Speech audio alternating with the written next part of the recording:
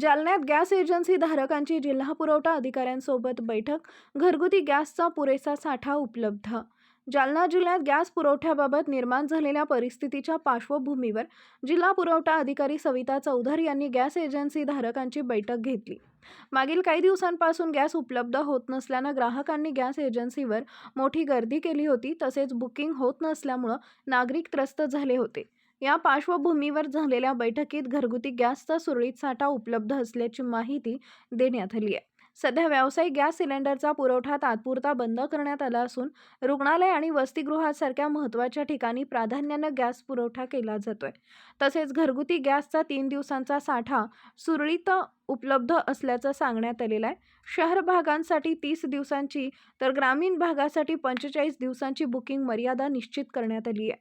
त्यामुळे नागरिकांनी घाबरून न जाता संयम ठेवावा असं आवाहन जिल्हा पुरवठा अधिकारी सविता चौधरी यांनी केली आहे. आज आपण जालना जिल्ह्यामध्ये जिल्हा पुरवठा अधिकारी कार्यालयामध्ये सर्व गॅस एजन्सी धारकांची बैठक घेतली.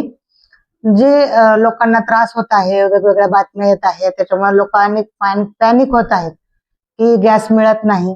परंतु तशी परिस्थिती नाही. सध्या आमच्या जालना जिल्ह्यामध्ये तिन्ही कंपन्याचे 2.2च्या प्रमाणात म्हणजे साधारण ते 2 ते 3 दिवसापर्यंतचा जो रेग्युलर साठा असतो त्या पद्धतीने साठा आहे. फक्त बुकिंगची जी अडचण आहे किंवा सर्व्हरची जी अडचण आहे त्या संदर्भामध्ये आज एजन्सी धारकांनी आपल्या समस्या सांगितल्या. त्या आम्ही कंपनीला कम्युनिकेट केलेल्या आहे. त्यानुसार बुकिंगची समस्या आपली सोडली जाईल. आणि त्यात अजून एक कंपनीने गाईडलाईन दिल्या की शहरी भागासाठी 30 दिवसाचं बुकिंग आवश्यक आहे आणि ग्रामीण भागासाठी 45 दिवस तरी सिलेंडर बुकिंगसाठी आवश्यक आहे.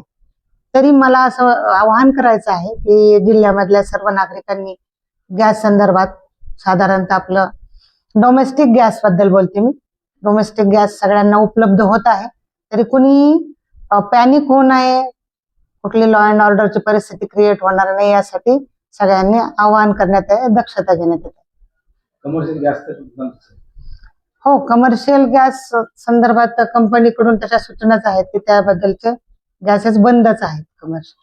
तथापि हॉस्पिटल्स आणि हॉस्टेल्स, त्यांच्या मेस यासाठी रिक्वायरमेंट असेल तर त्यानुसार त्यांनी रिक्वायरमेंट द्यावी.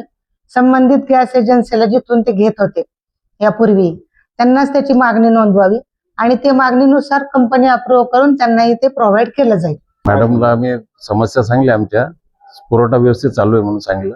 फक्त गर्दी करायला लागले लोक सप्लायसाठी, म्हणजे डिलिव्हरी त्याला पाहिजे, बुकिंग व्हायला नाही लागलं. बुकिंग सिस्टीम मध्ये काय आलं, आमचं जे सॉफ्टवेअर आहे ते सॉफ्टवेअर एकदम जाम व्हायला लागलं. सगळेच बुकिंग करायला लागले म्हणून.